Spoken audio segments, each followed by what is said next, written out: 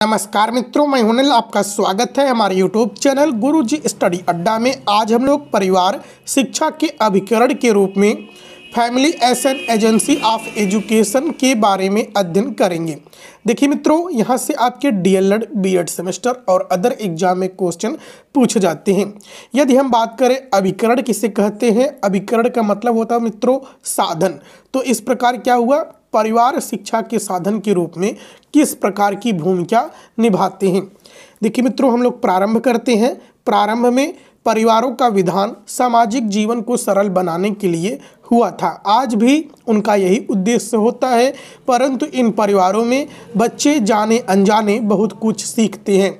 सच पूछिए तो बच्चों की शिक्षा का प्रारंभ इन्हीं परिवारों से होता है।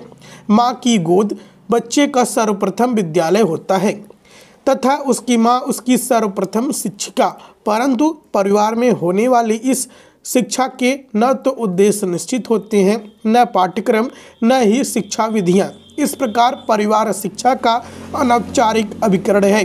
आदि युग में मनुष्य अपना जीवन पशु स्तर पर व्यतीत करता था। वह अपने रहन सहन के लिए सुरक्षित स्थान का निर्माण अवश्य करता था, जिसे आज घर कहते हैं। परंतु उस घर के सदस्यों में आज जैसे भावात्मक संबंध नहीं होते थे।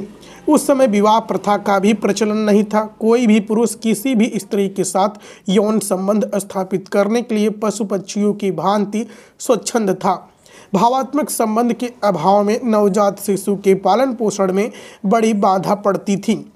माँ की ममता से बच्चों का लालन पोषण का पूरा भार माँ पर ही पड़ता था, तो कभी कभी यह असंभव हो जाता था। इसके अतिरिक्त मनुष्य की वृद्धावस्था पर उसकी देखभाल की आवश्यकता का अनुभव हुआ।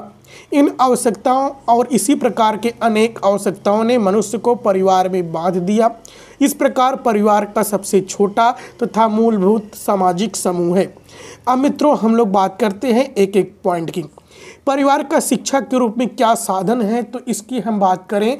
शिक्षा का परिवार में क्या महत्व है, क्या साधन है। देखिए मित्रों, शिक्षा दो प्रकार से दी जाती है। एक होता है औपचारिक शिक्षा और एक होता है आपका अनौपचारिक शिक्षा।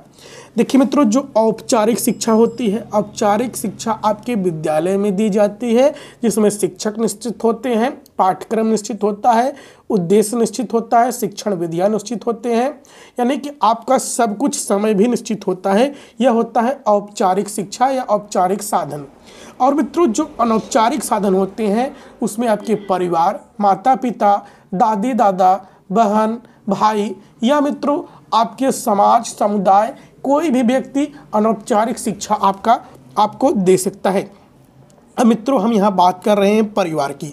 परिवार की बात करें तो जब नन्हा शिशु, छोटा बच्चा जब जन्म लेता है, जन्म लेने के बाद जब वह इस संसार में आता है तो सर्वप्रथम मित्रों वह अपनी माता से परिचित होता है, माता को देखता है। तो दोस्तों, वह अधिकतर जो छोटा बच्चा होता है अपने माँ के पास ही रहता है, तो इसलिए उसकी प्रथम शिक्षिका के रूप में कौन हुआ, उसकी माता हुई। अब शिक्षिका की बात करें तो हम इसे शिक्षिका क्यों कहेंगे। देखिए मित्रों, जो आपके माता पिता होते हैं अनौपचारिक शिक्षा के अंतर्गत आते हैं।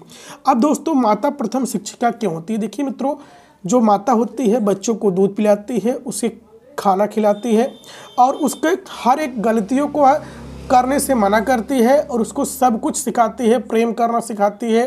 और मित्रों, बच्चों को हंसना सिखाती है, हंसना, प्रेम करना। बच्चे क्रोधित भी होते हैं, जो छोटे बच्चे होते हैं, यह सब संवेग जो उसमें उत्पन्न होता है, यह सब का उसे अधिकतर जानकारी अपने माता के पास से होती है। मित्रों, क्यों माता के पास होती है, क्योंकि बच्चा अधिकतर माँ के ही पास रहता है। अब मित्रों, हम बात करते हैं परिवार का निर्माण किस प्रकार हुआ। देखिए मित्रों, यदि हम बात करें जब मनुष्य का अस्तित्व तो नहीं था तब से। देखिए मित्रों, यदि हम बात करें इतिहास के आदिकाल से तो क्या हुआ। पहले जो मनुष्य था, स्त्री और पुरुष थे, उनके बीच कोई भी भावात्मक संबंध नहीं थे। जैसे आज के पशु पक्षी होते हैं, आपने देखा होगा, ये लोग अलग अलग प्रकार से अलग अलग संगठन में अलग अलग रह रहे थे। मित्रों, क्या हुआ, कोई भी व्यक्ति कोई भी स्त्री पुरुष से संबंध बना सकता था, यौन संबंध बना सकता था। सभी लोग एकदम स्वच्छंद थे अपने अपने कार्य करने के लिए। लेकिन मित्रों, क्या हुआ कि जब सभी व्यक्ति स्वच्छंद थे, जैसे कि जो स्त्री होती थी, जो माता होती थी, जब पुरुष जात से किसी से भी वो संबंध बनाती थी जो कोई स्वच्छंद व्यक्ति थे। पहले क्या होता था, पहले सभी लोग एकदम फ्री फंड होते थे। अब जब वो दोस्तों जब माता का गर्भ होता था, फिर उसके बाद बच्चे पैदा होते थे, तो उसमें क्या होता था, बच्चे को संभालने की पूरी जिम्मेदारी माता की ममता की वजह से बच्चे की पूरी जिम्मेदारी संभालने की माँ पर हो जाती थी।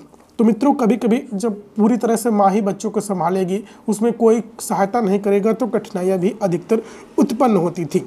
फिर मित्रों यह अनुभव किया गया कि व्यक्ति तो छोड़कर चला जाता था, लेकिन जब व्यक्ति बुढ़ा हो जाता था, बूढ़े वृद्धा अवस्था में पहुंच जाता था, तो व्यक्ति ने भी अनुभव किया कि उसको आगे उसके जीवन को चलाने के लिए, संभालने के लिए किसी दूसरे व्यक्ति की सहायता की जरूरत पड़ी। जब दूसरा व्यक्ति उसकी सहायता करने लगा, धीरे धीरे अन्य उससे लगाव रखने लगे। तो इस प्रकार धीरे धीरे लगाव होने की वजह से क्या हुआ, एक समूह का निर्माण हुआ, एक छोटे परिवार का निर्माण हुआ। और मित्रों जैसे कि कोई अधिकतर लोग क्या था, पहले कुछ जंगल में रहते थे, कंदमूल खाते थे, जानवरों का भी भय था। जब कोई जानवर किसी व्यक्ति को दौड़ाता था, हो सकता होगा ऐसा हुआ होगा कि कोई दूसरा व्यक्ति उसकी सहायता किया होगा, उसे बचा लिया होगा। तो इससे क्या हुआ, भावात्मक संबंध बने।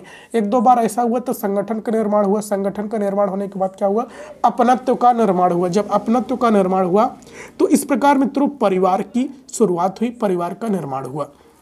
ये थी आपके परिवार के निर्माण की पृष्ठभूमि। और बच्चों के शिक्षा के अभिकरण के रूप में परिवार का अति महत्वपूर्ण योग होता है।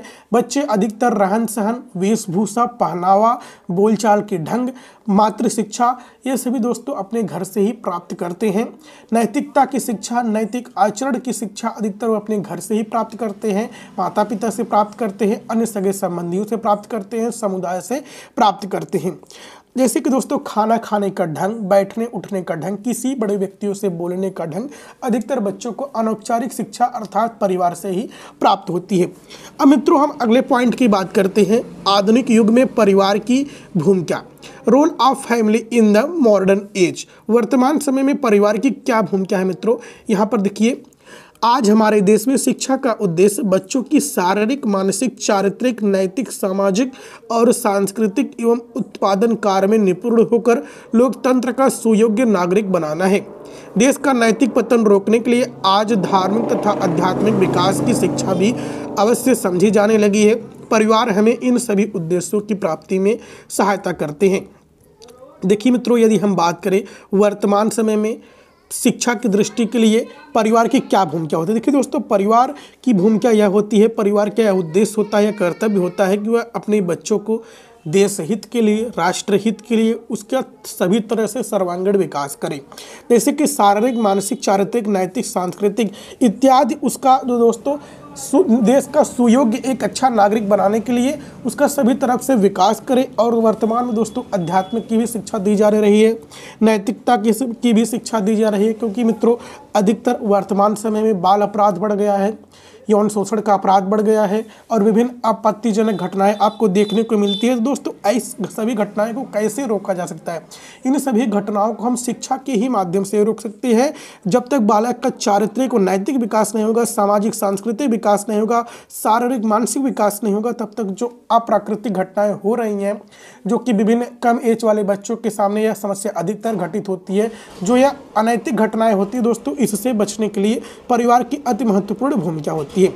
अब मित्रों हम लोग बात करते हैं परिवार की मुख्य विशेषताएं, चीफ कैरेक्टरिस्टिक्स ऑफ फैमिली की क्या विशेषताएं होती है। परिवार की मुख्य विशेषता की बात करें तो पहला पॉइंट है आपका सार्वभौमिकता, यूनिवर्सलिटी।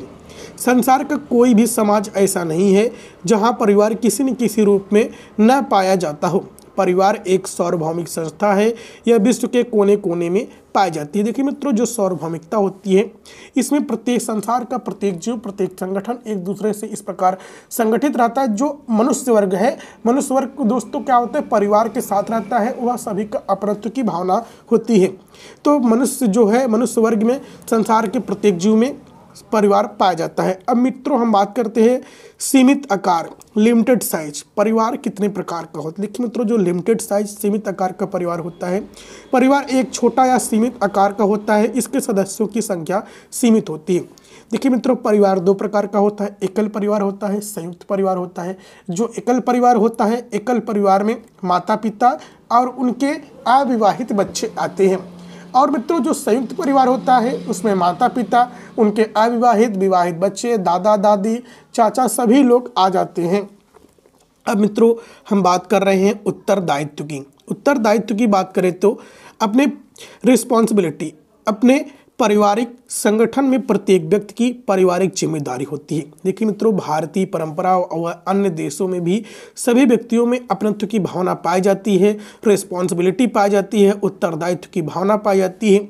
सिर्फ बच्चों को पैदा करके छोड़ना ही मनुष्य का कर्तव्य नहीं होता है, उसमें सभी लोग एक संगठन में रहते हैं और सभी एक दूसरे की सहायता करते हैं।